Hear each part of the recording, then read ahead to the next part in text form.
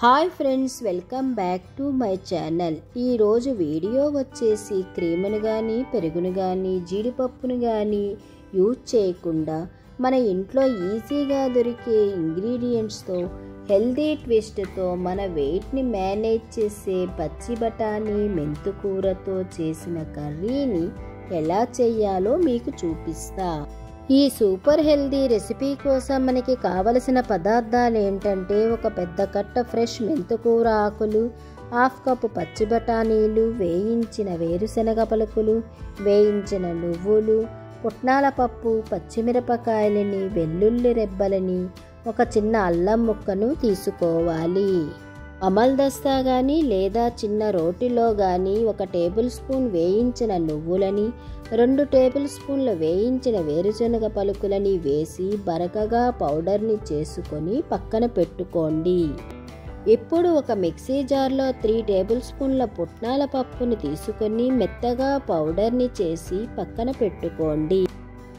ఇప్పుడు చాపర్లో 4 పచ్చిమిరపకాయలని, 7 వెల్లుల్లి రెబ్బలని, చిన్నగా తరిగిన చిన్న అల్లం ముక్కని వేసి ఫైన్ చాప్ చేసుకోవాలి.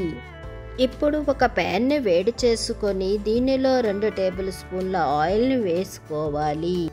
ఆయిల్ వేడెక్కినాక 1/2 టీ స్పూన్ జీలకర్రని వేసుకోండి.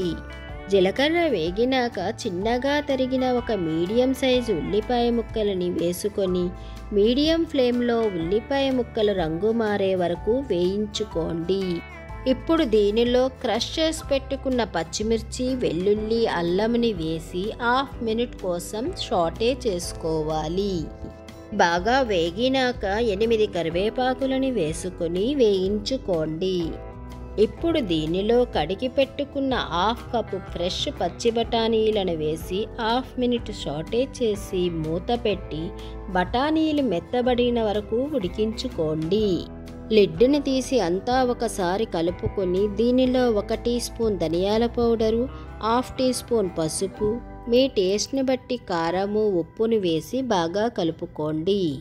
ఇప్పుడు దీనిలో బాగా క్లీన్ చేసి సన్నగా తరిగిన ఒక పెద్ద కట్ట మెంతుకూర ఆకులను వేసి బాగా కలిసేటట్టు కలుపుకొని మూత పెట్టి బఠానీలు, మెంతుకూర బాగా ఉడికే వరకు ఉడికించుకోండి.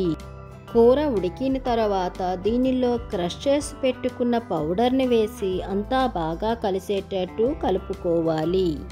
ఇప్పుడు దీనిలో 2 టేబుల్ స్పూన్ల పుట్నాల పప్పు పౌడర్ని వేసి బాగా కలిపి మూత పెట్టి లో ఫ్లేమ్లో 1 నిమిషం పాటు ఉడికించుకోండి. అంతేనండి, మన వెయిట్ని మేనేజ్ చేసే సూపర్ హెల్దీ మెంతికూర పచ్చి బఠానీలతో చేసిన కూర రెడీ అయ్యింది.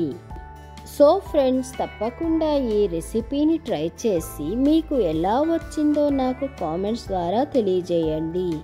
వీడియోస్ అన్నీ మిస్ అవ్వకుండా చూడాలంటే నా ఛానల్ని లైక్ చేసి, షేర్ చేసి, సబ్స్క్రైబ్ చేసుకోవటం మర్చిపోవద్దు.